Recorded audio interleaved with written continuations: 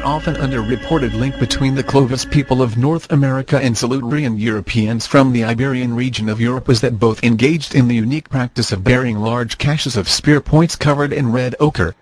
What this means is that over 10,000 years ago, both people in Europe and North America engaged in the same unique cultural practice of going through the steps of not only developing a nearly identical spear point technology, but also assembling them, digging a hole, covering them with the same substance red ochre, and then burying them. From the article, Immigrants from the Other Side by James M. Chandler, it was reported that there are about 20 instances of caches at Solitrean sites in Europe, and in North America there are about 9 or 10.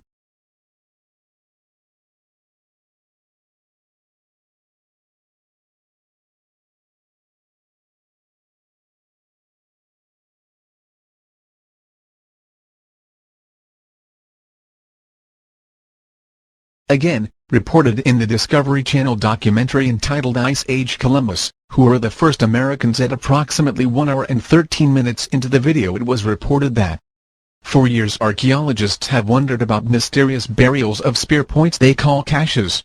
Found both in Europe and North America, they contain oversized spear points over a foot long and too thin for killing. So what were they for?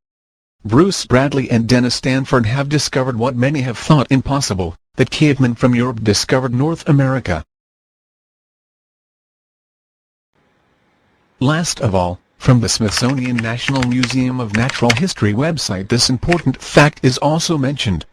Scrolling down to near the bottom at this page, you find the quote: "The caches are associated with red ochre, and while the significance remains unknown, red ochre is found in both Silurian and Clovis caches."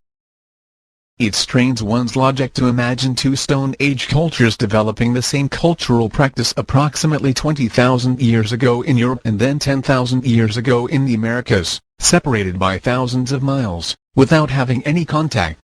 This fact clearly points to contact between these peoples, and in light of the pattern of evidence, points to Europe as the origin of these technologies, these cultural practices, and finally to Europeans themselves as the earliest inhabitants of the Americas.